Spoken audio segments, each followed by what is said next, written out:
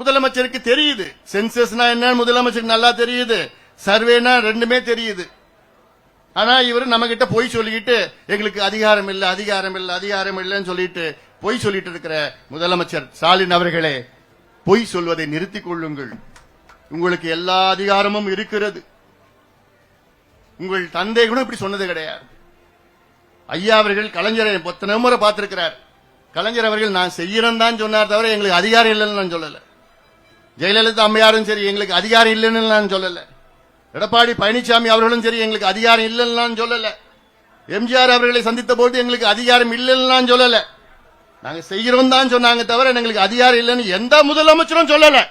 ஆனால் இப்ப இருக்கின்ற ஸ்டாலின் அவர்கள் வேண்டுமென்று எங்களுக்கு அதிகாரம் இல்லை என்று ஒரு பொய் மீண்டும் மீண்டும் தொடர்ந்து சொல்லிக் கொண்டிருக்கின்ற ஒரு முதலமைச்சரை எங்கேயாவது நீங்க பார்த்திருக்கிறீங்களா? இப்படி ஒரு முதலமைச்சரை? ஏன்னா அவருக்கு செய்யக்கூடாதுன்னு அவருக்கு எண்ணம். ஏன்னா அவர் சுத்தி 4-5 பேர் இருக்கிறாங்க.